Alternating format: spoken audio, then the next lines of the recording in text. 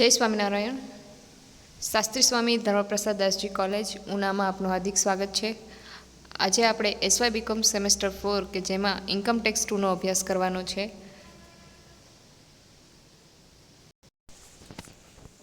Income ટેક્સની અંદર આપણે અન્ય સાધનોના શીર્ષક હેઠળની આવકમાં જે થિયરી જોઈ છે અને હવે આપણે દાખલો કરીએ કે જે ટેક્સ્ટબુકની અંદરનો કે બીએસઆ પ્રકાશનની ઇન્કમ ટેક્સની ટેક્સ્ટબુકમાં દાખલા નંબર 1 કે જેની રકમ આપણને આપી છે કે દાખલા નંબર 1માં અ અને બ એ રીતે બે દાખલાની રકમો આપવામાં આવી છે. શ્રીમાન સોઢીની નીચેની વિગતો પરથી અન્ય સાધનોની આવક શીર્ષક હેઠળ કરપાત્ર આવક ગણવાની જણાવી છે.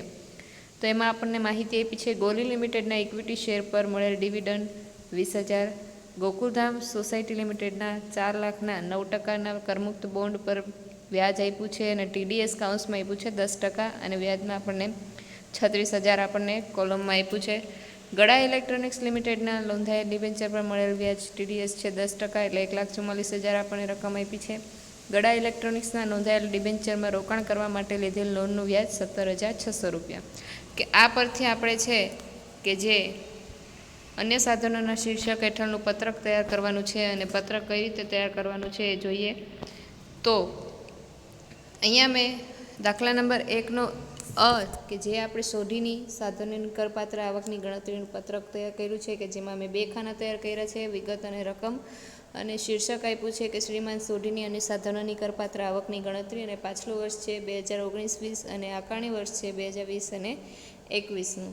તો હવે જોઈએ કે જેની અંદર મેં વિગતમાં પહેલી વિગત લખી છે કે જે રકમમાં આપણને કીધું છે કે જેમાં પહેલું છે એ ડિવિડન્ડ આપવામાં આવ્યું છે કે ગોલી લિમિટેડના ઇક્વિટી શેર પર મળેલ ડિવિડન્ડ છે. ઇક્વિટી શેર પર ડિવિડન્ડ મળતો હોય, પ્રેફરન્સ શેર પર ડિવિડન્ડ મળતો હોય તો એ ડિવિડન્ડ અહીંયા કરમુક્ત છે કે જે આ શીર્ષક હેઠળ કરમુક્ત મળે છે એટલે એને આપણે અહીંયા ગણતરીમાં લેવાનું આવશે નહીં. પણ પછીની આપણને બાબત જણાવી છે કે ગોકુલધામ સોસાયટીના લિમિટેડના જે ડિબેન્ચર છે એનું વ્યાજ આપણને આપ્યું છે કે જે બોન્ડ છે એનું વ્યાજ આપણે ગણવાનું છે કે જેની અંદર વ્યાજ આપણને આપ્યું છે 36,000 અને ટીડીએસ આપ્યું છે આપણને 10%. તો ટીડીએસની ગણતરી આપણે 36,000 ઉપર કરવાની આવશે. તો કઈ રીતે ગણતરી કરવાની આવે કે 10% ટીડીએસ છે તો એની ગણતરી કરવાની હોય તો આપણે જ્યારે કે જે 100 આપણે જે રીતે ત્રિરાશી મૂકીએ કે એમાં જે રીતે એનું જે ટીડીએસ આવે કે 20% હોય તો 100માંથી 20% બાદ કરીએ એટલે કેટલું આવે 80.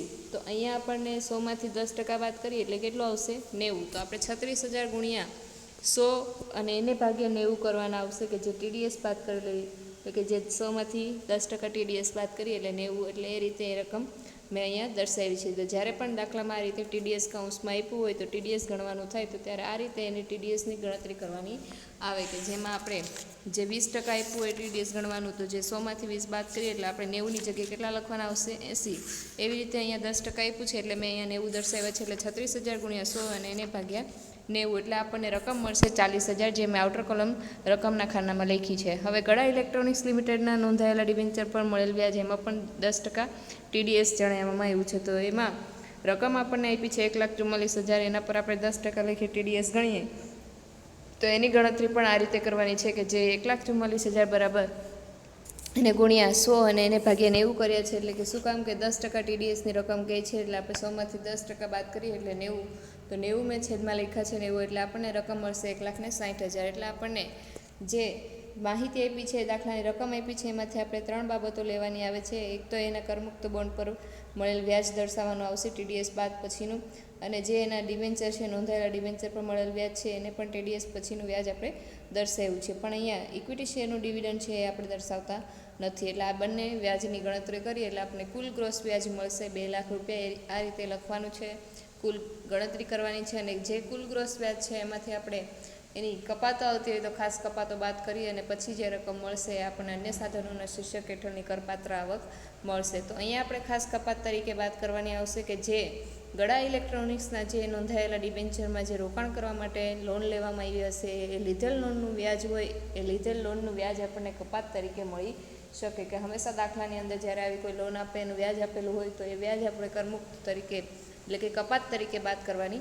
આવે. તો કુલ ગ્રોસ વ્યાજ 2,00,000 થયું, એમાંથી 17,600 રૂપિયા એ લીધેલ લોનનું વ્યાજ બાદ કરીએ એટલે આપણે રકમ મળશે અને સાધનોના શીર્ષક હેઠળની કરપાત્ર આવક મળશે 1,82,400 કે જે શ્રીમાન સોઢીની કરપાત્ર આવક ગણાવી શકાય. તો આ રીતે મેં દાખલા નંબર 1નો અ કે જે દાખલા નંબર પહેલો છે એનો અ ભાગ પૂરો કર્યો. હવે દાખલા નંબર પહેલાંનો જે બ તરીકે આપણને માહિતી આપી છે એની પણ આપણે ગણતરી જોઈ લઈએ કે જે શ્રી પોપટભાઈ તારીખ 31મી માર્ચ 2020ના રોજ પૂરા થતા વર્ષ દરમિયાન નીચેની જામીનગીરીઓ અને રોકાણો ધરાવે છે, જેની અંદર 15% એક્સ લિમિટેડના ડિબેન્ચરો આપ્યા છે, 2 લાખ રૂપિયાના 12%ના એક્સ લિમિટેડના નોંધાયેલા કરમુક્ત ડિબેન્ચરો આપ્યા છે, જેની અંદર ટીડીએસનો દર 10% છે, એટલે 1,50,000 રકમ આપી છે, એના પર ટીડીએસ ગણવાનું આવશે. 14% એક્સ લિમિટેડના પ્રેફરન્સ શેર આપ્યા છે, 1 લાખ રૂપિયાના 10%ની કરમુક્ત સરકારી જામીનગીરી છે 30,000ની, અને 7%ના મ્યુનિસિપલ ડિબેન્ચર છે લાખ રૂપિયાના.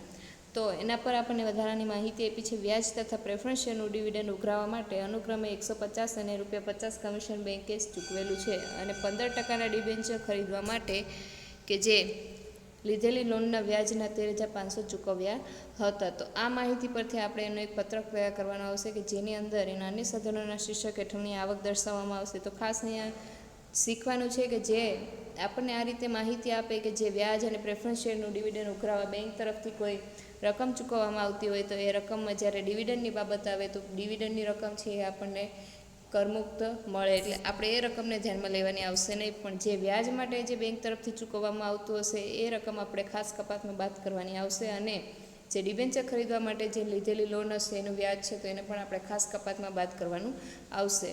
તો ખાસ કરીને આમાં કઈ કઈ રકમો આપણે કઈ વ્યાજ લેવાનું આવશે એની મેં પત્રકમાં માહિતી દર્શાવી છે કે જેની અંદર શીર્ષક મેં લખ્યું છે શ્રી પોપટભાઈની અન્ય સાધનોના શીર્ષક હેઠળની આવક, અને પાછલું વર્ષ અને આકારણી વર્ષ દર્શાવ્યું છે. વિગત અને રકમના ખાના તૈયાર કર્યા છે કે જેની અંદર પહેલી માહિતી મેં લખી છે કે જે આપણને દાખલાની રકમમાં કીધું છે કે 15%ના એક્સ લિમિટેડના કંપનીના ડિબેન્ચર આપ્યા છે કે જેનું વ્યાજ આપણે શોધવાનું રહેશે, કે જે આપણને 2 લાખના ડિબેન્ચર છે એના 15% લેખે વ્યાજ ગણીએ તો આપણને વ્યાજ મળે 30,000 રૂપિયા. કે આ રીતે આપણે ટકાવારી આપી હોય અને ખાલી રકમ દર્શાવવામાં આવી હોય તો ત્યારે આપણે ટકાવારી પરથી એનું વ્યાજ શોધવાનું થાય. એટલે 30,000 રૂપિયા મેં આઉટર કોલમ લખ્યા છે. હવે 12%ના એક્સ લિમિટેડ કંપનીના નોંધાયેલા ડિબેન્ચર છે કે જે કરમુક્ત ડિબેન્ચરો છે એના પર ટીડીએસનો દર આપ્યો છે આપણે 10%, કે એનું વ્યાજ મેં લખ્યું છે કે એનું વ્યાજ શોધ્યું છે મેં ટીડીએસ સહિત, કે જે ટીડીએસ બાદ કર્યા પછીનું વ્યાજ લખવાનું આવે કે જો આવી રીતે જ્યારે માહિતી આપવામાં આવે કે આવી રીતે રકમમાં દર્શાવવામાં આવે કે જે ટકાવારી આપી આપણે કે 12%ના એક્સ લિમિટેડના જે ડિબેન્ચર છે તો એનું પહેલાં આપણે વ્યાજ શોધવાનું થાય કે જે 1,50,000 આપણને રકમ આપી છે તો રકમ પર આપણે 12% લેખે એનું વ્યાજ ગણીએ તો કેટલું વ્યાજ આવશે, એ વ્યાજ પર આપણે ટીડીએસનો દર શોધવાનો થાય. એટલે મેં દરેક ગણતરી છે એક સાથે દર્શાવી છે કે જે 1,50,000 ગુણ્યા 12% એને ગુણ્યા 100 અને એને ભાગ્યા 90 કર્યા છે. કે 90 શું કામ, તો કે 10% ટીડીએસનો દર છે એટલે આપણે 90 છેદમાં લેવાના થાય. એટલે 20,000 રૂપિયા આપણે એક્સ લિમિટેડની કંપનીના નોંધાયેલા ડિબેન્ચરનું વ્યાજ આઉટર કોલમ દર્શાવીએ છીએ કે જે કરપાત્ર છે. હવે આપણે ત્રીજી માહિતી મેં લખી છે કે જે આપણને રકમમાં આપણને જણાવવામાં આવ્યું છે કે જે 14% એક્સ લિમિટેડના પ્રેફરન્સ શેર છે તો પ્રેફરન્સ શેર આપણે અહીંયા લેવાના આવશે નહીં, કારણ કે જે પ્રેફરન્સ શેરનું હશે ડિવિડન્ડ કે પ્રેફરન્સ શેર અહીંયા કરમુક્ત છે.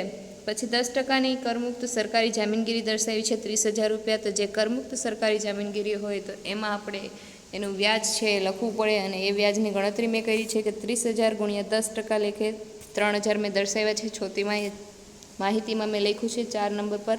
અને જે છેલ્લી માહિતી આપણે રકમમાં આપી હતી જે 7%ના મ્યુનિસિપલ ડિબેન્ચર 1 લાખના છે એના પર 7% લેખે આપણે મ્યુનિસિપલ ડિબેન્ચરનું વ્યાજ ગણવું પડે, અને એ ડિબેન્ચરનું વ્યાજ આપણે અહીંયા દર્શાવવું પડે. એટલે 7%ના મ્યુનિસિપલ ડિબેન્ચરનું વ્યાજ 1 લાખ ગુણ્યા 7% એટલે 7,000 દર્શાવ્યા છે. એટલે કુલ આપણે દરેક માહિતીની વિગત અહીંયા પત્રકમાં લખી છે. હવે એ દરેક વ્યાજને આપણે ગણતરી કરીએ એટલે આપણને કુલ ગ્રોસ વ્યાજ મળે છે 60,000 રૂપિયા.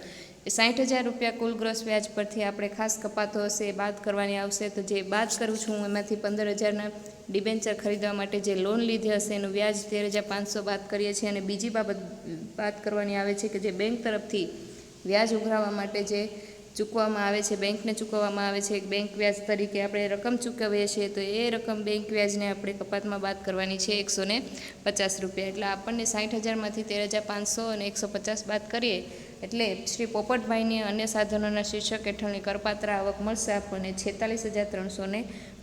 તો આ રીતે આપણે અન્ય સાધનોના શીર્ષક હેઠળની આ રીતે એના ડિબેન્ચર હોય એના વ્યાજની ગણતરી કઈ રીતે કરવાની, આ એમાં ટીડીએસના દર હોય તો કઈ રીતે ટીડીએસ ગણવાનું, એ બાબત આપણે આ દાખલા પરથી શીખી.